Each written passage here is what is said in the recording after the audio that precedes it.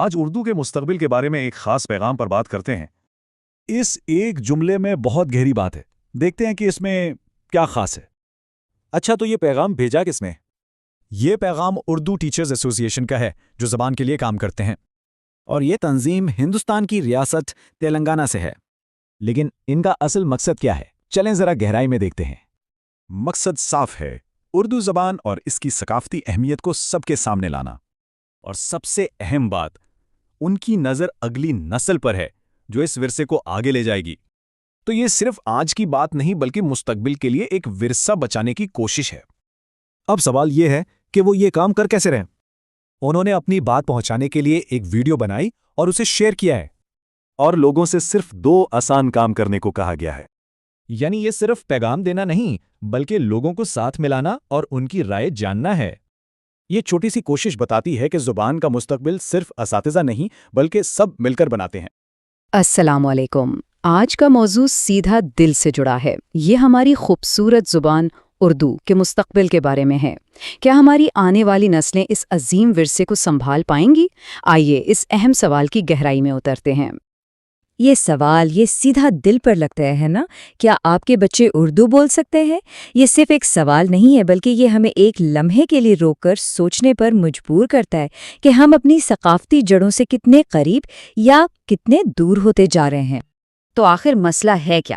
سیدھی سی بات ہے، ایک ایسی دنیا میں جہاں ہر طرف انگریزی کا راج ہے، ہماری اپنی مادری زبان نسل در نسل آہستہ آہستہ کمزور پڑتی جا رہی ہے۔ یہ کہانی شاید ہم میں سے بہت سے گھروں کی ہے۔ دادا دادی اردو میں بات کرتے ہیں، والدین انگریزی میں جواب دیتے ہیں، اور بچے شاید صرف چند الفاظ ہی سمجھ پاتے ہیں۔ یہ صرف زبان کا معاملہ نہیں ہے، یہ ایک پوری نسل کا اپنی تاریخ سے رشتہ ٹوٹنے جیسا ہے۔ اچھا، تو سوال یہ اٹھتا ہے کہ آخر اردو میں ایسی کیا خاص بات ہے؟ یہ صرف بات چیت کا ایک ذریعہ تو نہیں ہے؟ نہیں، یہ اس سے کہیں بڑھ کر ہے۔ آئیے دیکھتے ہیں کیسے۔ ذرا ان نمبرز پر ایک نظر ڈالیں، حیران کن ہے نا؟ اردو دنیا کی 10ویں سب سے بڑی زبان ہے، صرف بھارت میں ہی کروڑوں لوگ اسے بولتے ہیں۔ تو یہ کوئی معمولی زبان نہیں ہے جسے نظر انداز کر دیا جائے، اس کی ایک عالمی پہچان ہے، یہ لاکھوں لوگوں کے دلوں کی دھڑکن ہے۔ پر بات صرف نمبرز کی نہیں ہے، بالکل نہیں۔ اردو تو آپ کہہ لیں احساسات کی زبان ہے۔ اس کی شائستگی، اس کی مٹھاس، یہ غالب کی شاعری ہے، یہ منٹو کی کہانیاں ہیں۔ یہ زبان ہمیں ہماری تاریخ، ہمارے ادب اور ہماری روحانیت سے جوڑتی ہے۔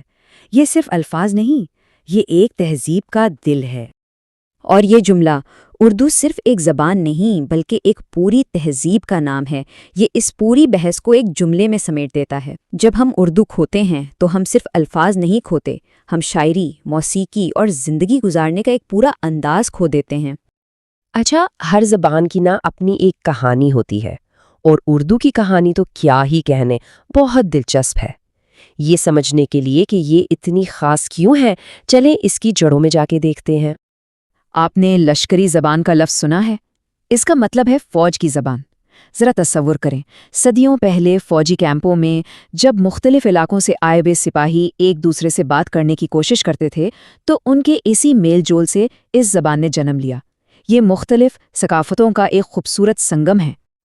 یہ چارٹ دیکھیں، یہ بالکل اردو زبان کا DNA ٹیسٹ جیسا ہے۔